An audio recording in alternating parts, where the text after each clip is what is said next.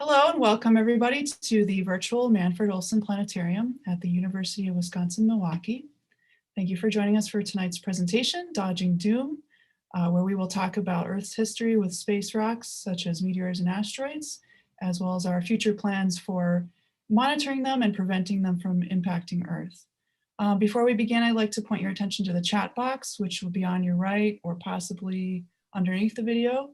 We'll have a short 20 to 30 minute presentation followed by a Q&A, and the chat box is where you can put your questions that you think of during the presentation, and we'll answer them at the end.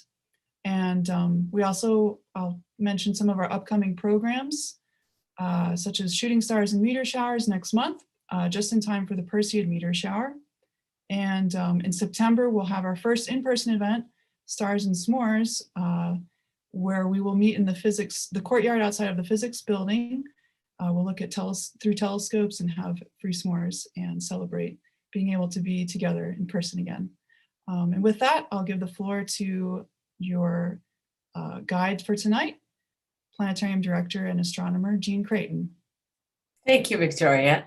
And thank you all for joining me today to talk about basically a blockbuster story, right? Summer is the time for blockbuster adventures, epic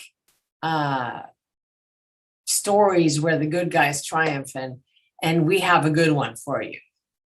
We have a spacecraft called DART that is going to slam into an asteroid's moon in the hope that it will change the orbital properties of that system.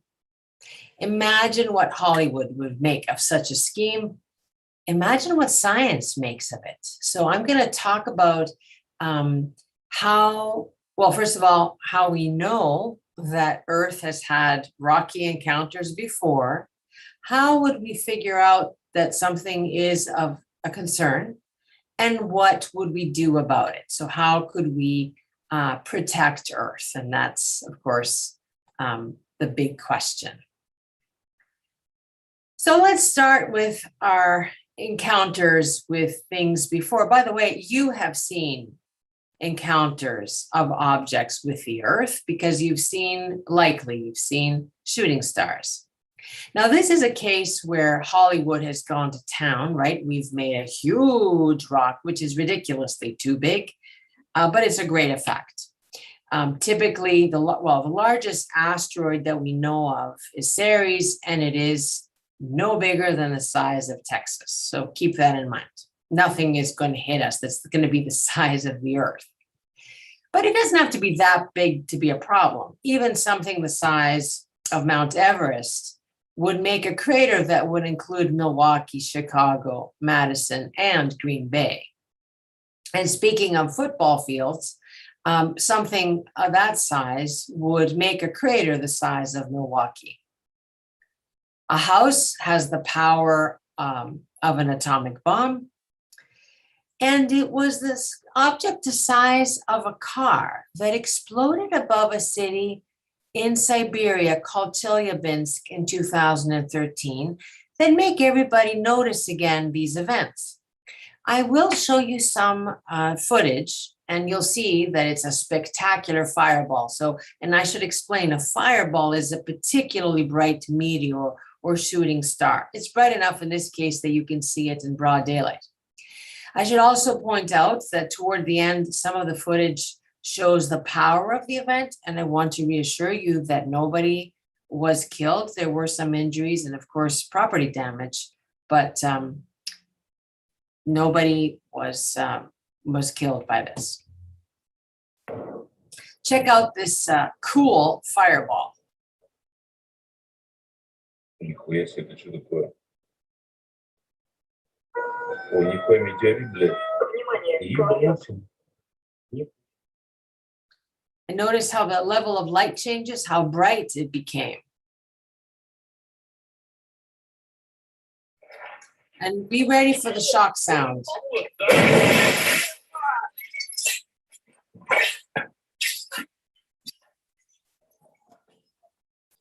Now, this particular fireball was very powerful, right? So that's the big red dot here.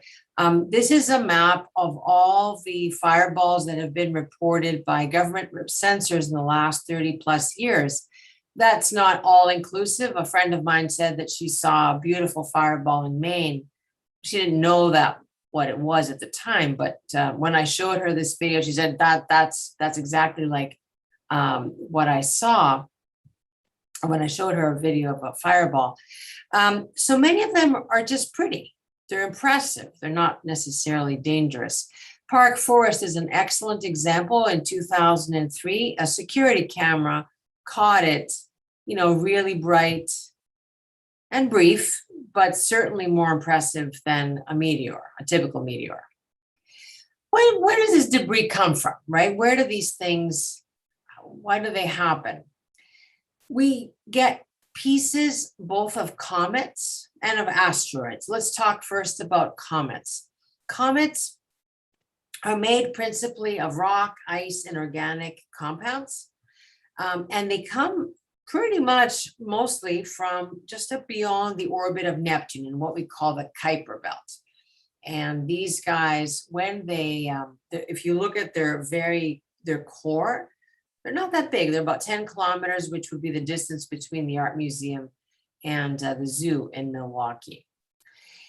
As they approach the sun, material starts evaporating, and it creates these beautiful long tails. These tails can fill the space between the sun and the earth.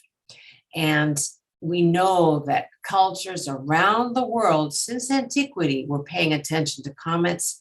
And in some cases, they were considered a good sign. In some cases, it was a bad omen. I mentioned asteroids. These are sturdier than comets because they're made of rock and metal. And they tend to occur mostly between Mars and Jupiter. Although there are asteroids, as we'll find out, that are closer to the sun than Mars is. Asteroids are between the size of a house and Texas. I told you the largest asteroid is Ceres. Both of these objects, both comets and asteroids, shed material, and that debris we call meteoroid. I like the word meteoroid because it includes a reminder of void. So meteoroids are objects that are traveling through the void of space. And we should say right away that meteoroids that are they're the size between a marble and a hula hoop. Meteoroids are mostly dealt with from the protection that the atmosphere provides us. Our atmosphere is great in disintegrating random stuff that hit it. So if a meteoroid, and they travel at about 25,000 miles an hour or so, more sometimes, they slam into the atmosphere and they experience a lot of friction. And that makes the air around them glow. So they make these beautiful, quick streaks of lights that I've mentioned before as meteors or shooting stars. Now, if the object, is bigger, like an orange or bigger, then we get those fireballs that we saw, a spectacular one in Siberia. The material travels, and we see these quick glimpses of light. Here's an example that Nate Chardin, the designer for this program, took. And this is what it looks like if you have a particularly good meteor shower where you get multiple shooting stars at the same time. Meteor, if it survives moving through the atmosphere, will land on the ground, will leave some debris. And if you might pick it up, we call it a meteorite. And there is a sample of it. And that's this, in this case, that looks like it's a metallic piece of an asteroid, which is pretty common. Now let's look at a couple of close encounters. This object, a little less than a year ago now, the size of a car, surprised us because we realized after the fact that it had gotten at its closest to the Earth 1,800 miles away from the ground, which is a little unnerving. Happily, it wasn't very large. Apophis, for example, is an asteroid that I've been paying attention to for the last 15 years or so, because it is a large asteroid, larger than the Eiffel Tower, and it is considered a near Earth object. In fact, it gets quite close to the Earth. Thankfully, we have collected enough data in the last 15 years that we know that this particular object has no chance of hitting the Earth for the next 100 years at least. At its closest, which is in 2029, it's going to be 20,000 miles away, which is plenty far. But just to keep in mind that there are satellites, geosynchronous satellites, that travel a little farther than that. And if you wanted to know, this is what the Earth would look like as far as the asteroid is concerned, Apophis.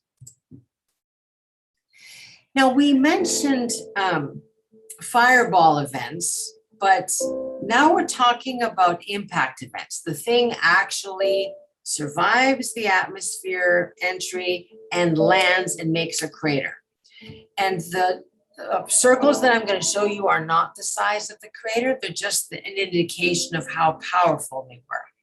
And we're going to look at different eras of the Earth's history. So more than 1 billion years ago, when we had fish in the seas, plants on the surface, dinosaurs, mammals, and within the last million years, people. The last era is very short, it's less than 1 million years, so we don't have any large events. But just keep in mind, it's a matter of time. The Earth has been hit many times before. So this is a real issue. Ask the dinosaurs. Chicxulub is a location that we think is associated with the extinction of dinosaurs. An object the size of Mount Everest hit what's now very close to the Yucatan Peninsula. Notice how modest that crater is. But this is the area that was flattened. Any trees would have been flattened.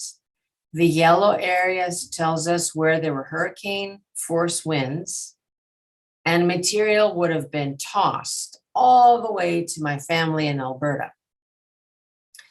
So you could pick up in the Canadian Rockies, you could pick up some piece that escaped, from the Gulf of Mexico. Think about that. This was a very powerful event, and we're going to see what we think happened. If you were standing right there, there were no people, of course, at this point, 65 million years ago. But if there were, this is what we think transpired.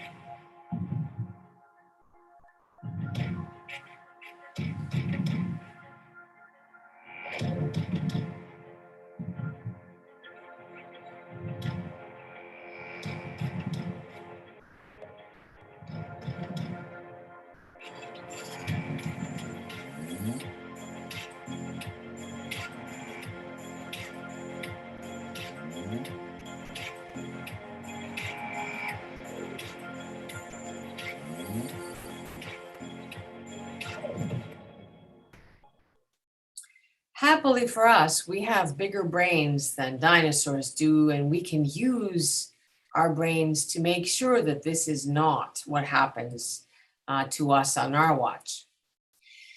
Let's consider how we figure out, how we assess potential problems with objects in the sky. I should say, we talk about near-Earth objects, and I mentioned what that is. That's things that travel within the orbit of Mars. And often people talk about near-Earth asteroids because asteroids are more dangerous in the sense that they're sturdier and they can survive the entry of the atmosphere, whereas most comets cannot. They're more brittle. There are many observatories around the world. There are two here, Pan-STARRS, run by the University of Hawaii, and Catalina Sky Survey by the University of Arizona are two of the observatories that are monitoring the sky to see objects that travel with respect to background stars. You take data every day or as often as you can, and when you see an object traveling that quickly through the background field of stars, you know that this could be something like an asteroid or a comet. These are productive surveys. In 2020 alone, the Catalina Sky Survey discovered over 1,500 near-Earth objects. Not all of these are big, not all of these get close enough to be really noteworthy, but it's good to know that we're keeping our eyes open and we're discovering many of these. In addition, we're employing space telescopes as well. NEOWISE is one of them, and you might have heard the word NEOWISE before. It might ring a bell, and that's because it discovered a comet that had become a naked eye object last summer. And this is a picture that Nate took of NEOWISE then. Now, the fact that we have found an object that's moving with respect to background stars does not necessarily mean that it's new. It's new to us, but maybe not new to the world. So what people do is they send the information to the Minor Planet Center.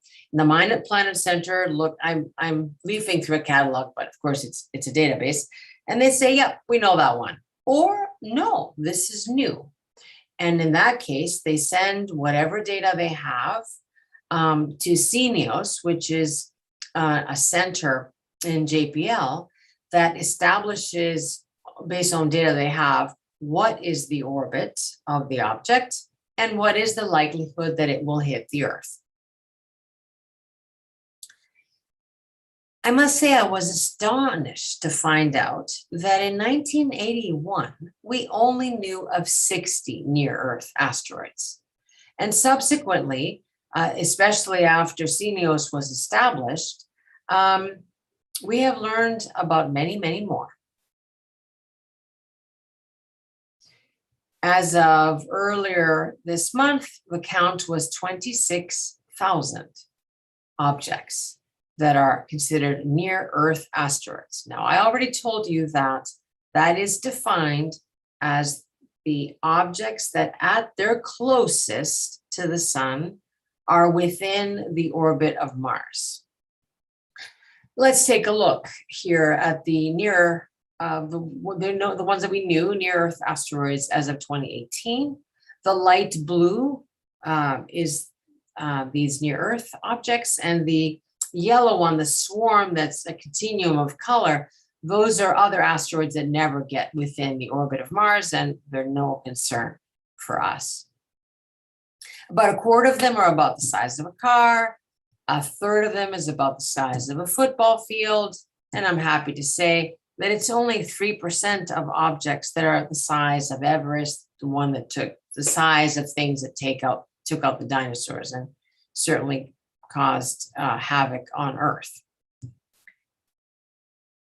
Now, to give extra context here, these objects are still not necessarily something we monitor. We monitor of the near-Earth objects, we monitor hazardous ones.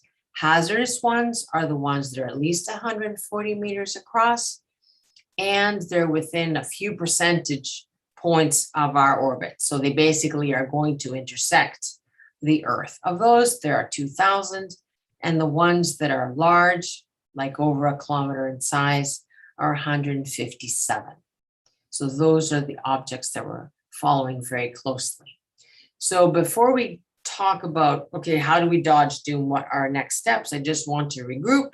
So far, we talked about finding objects in the sky, and that's very important. So the more we observe, the better we understand what's in our neighborhood, as it turns out. We need to assess each of those objects to figure out what might be a concern, something actionable. There needs to be planning and collaboration.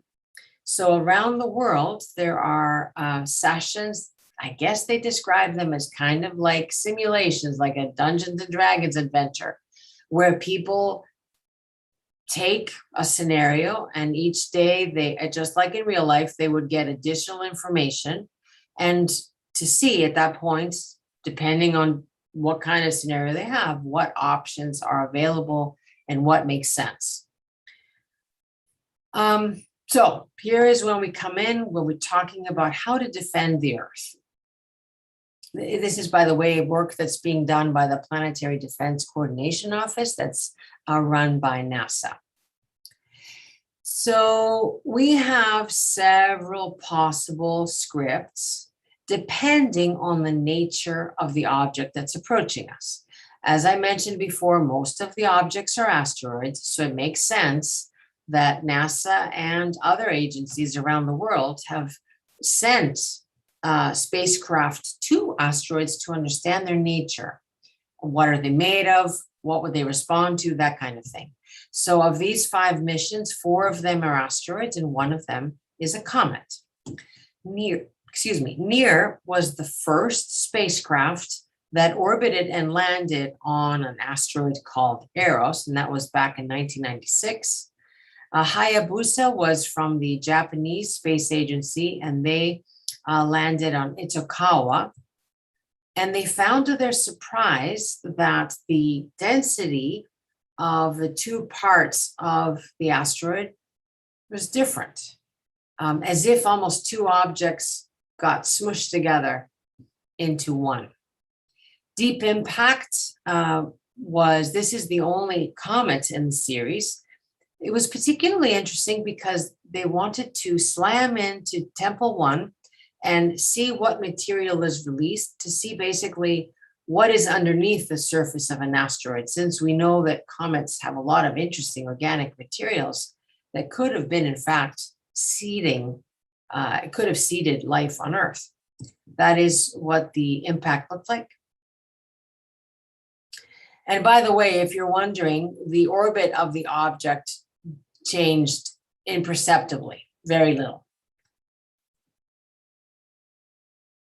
Hayabusa 2 was visiting an asteroid and in fact took material from this and brought it back to Earth in December of last year. I'm sure they're still analyzing it. And finally, OSIRIS-REx is a NASA spacecraft that's visiting Bennu.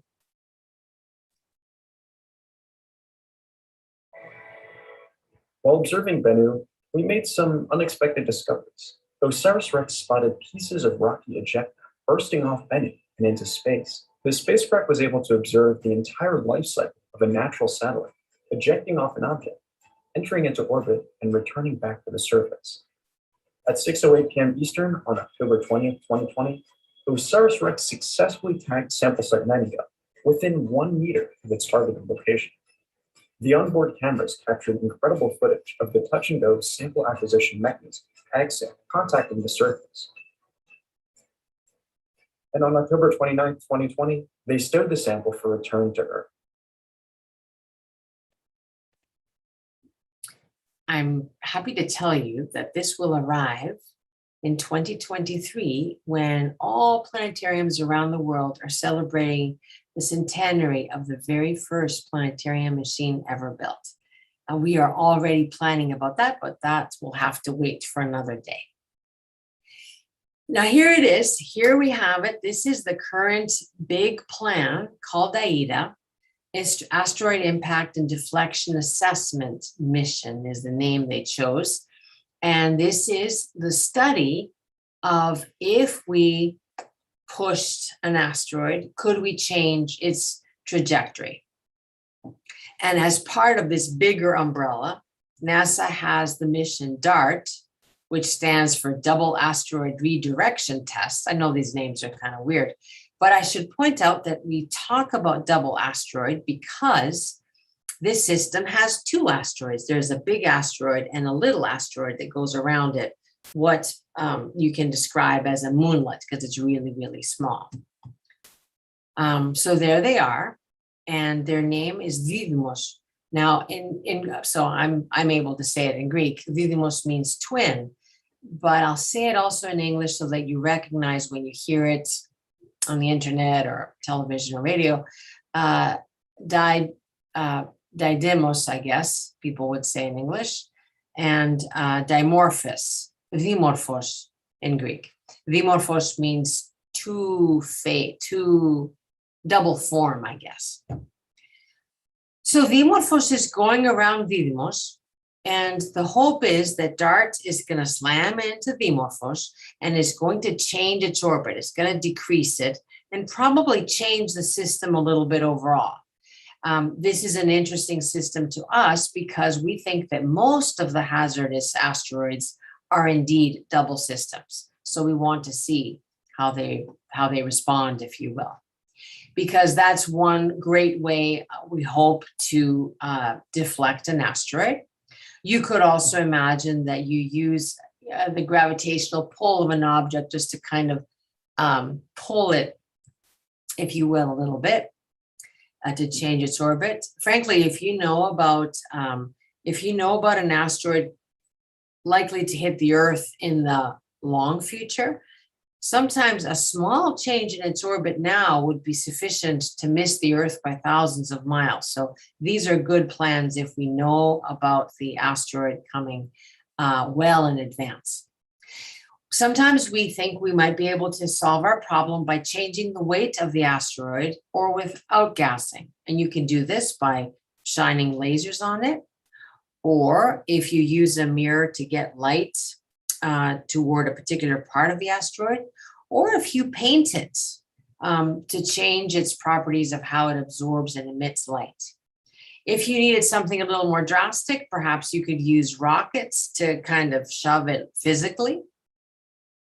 And the kind of solution, the nuclear option, if you will, that certainly Hollywood favors. But in real life, people would only do if really you really had very few options, and you wouldn't blow up the object. You would make an explosion near it so that you could change its orbital properties. So let's take a look at DART. Let's take a look at the plan. It will launch this November. It was, by the way, supposed to launch in July, but it got delayed probably because of COVID. It's opening its solar panels, and it's well on its way to target the Dimorphos. It's sending some satellites. You can imagine them as little drones that are going to be able to take imagery of the event as it happens, as the Dimorphos falls on the ground, and see what kind of material was produced. In 2024, Hera is going to leave Earth. That's the European Space Agency contingent of this whole big AIDA project. And it's also going to use CubeSats to basically, like drones, figure out up close what the crater that DART created, what properties it has. And that will tell us much more about whether these plans work and what we might do differently, or would we like to do exactly the same thing in future. You can be a protector of Earth. And I don't mean just by making sure that we take care of our own planet by protecting its climate, but also you could collect the data and analyze data that we require to determine objects in the sky. There's so many out there. There's a lot of data for everyone. Now, some of you might be in a place where you could observe. You could have a telescope that looks in the night sky, and this is a project that is basically citizen science. We were able to take a picture of a known asteroid on our roof. There is Industria. Notice how bright it is. This is, as I said, a known asteroid, but notice how clearly it moves with respect to background stars. You might be in a place where you just don't have the ability of taking your own data, but there are opportunities. There's an international astronomical search collaboration that runs a few times a year where people can give you data and software to use your own capabilities to discover patterns and find asteroids that perhaps have escaped our notice. So you too can defend the Earth and get to look at either data or the real night sky, which always, of course, is a wonderful adventure in and of itself. So I would like to thank you very much for your attention. I'd like also to thank donors, members, and friends of the University of Wisconsin-Milwaukee's Planetarium. And I'd like to acknowledge the support of College of Letters and Science and the Leonard E. Parker Center for Gravitation, Cosmology, and Astrophysics, who all help support our programs and encourage my very talented students, designers, to produce these materials. Thank you very much, and I'll be thrilled to answer questions that you might have.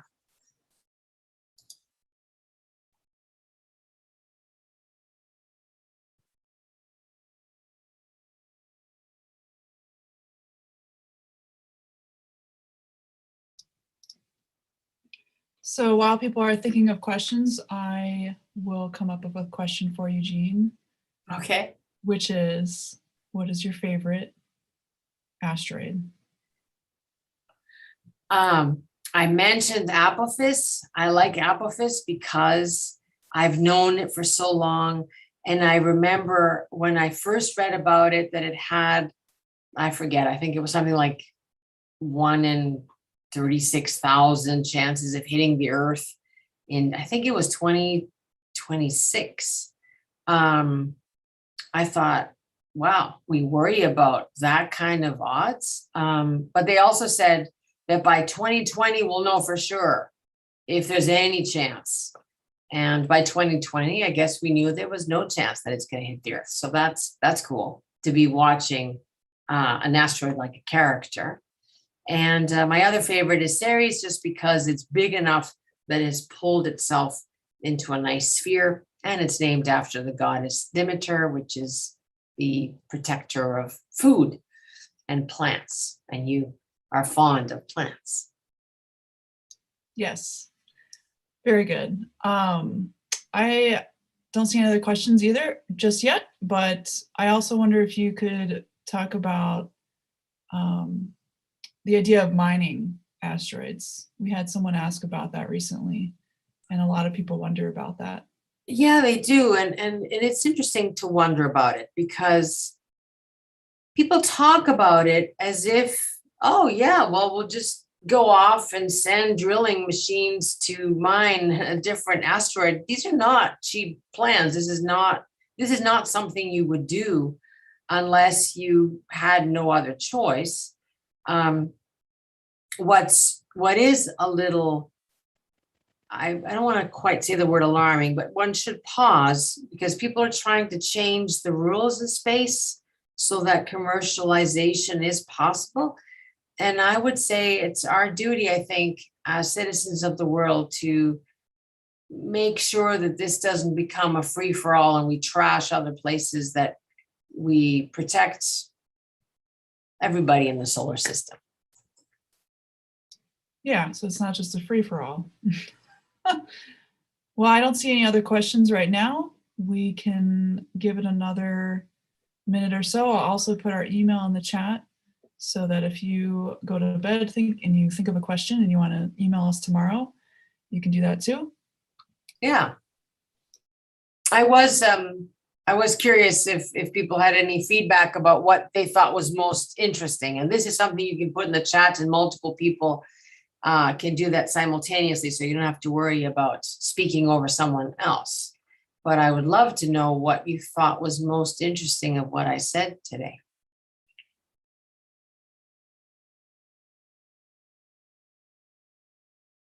I'll tell you just for fun that I'm at my office right now, but that was not the intent. The intent was to give this program from my home, but we lost power.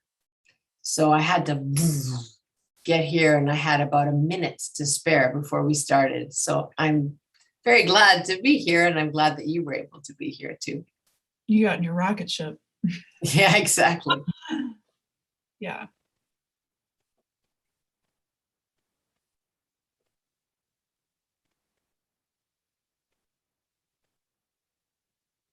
Well, I don't see anything else. So, Did you put our email? yep, I put Sometimes if people want to give us feedback on the email, that's perfectly fine too. All right, well, I guess I'll say thank you very much. And I hope you join us for one of our other programs in the future. Thank you, Victoria. And we should acknowledge Nate Sardine's wonderful work, these beautiful graphics for this program. Thank you. Yes, thank you and good night.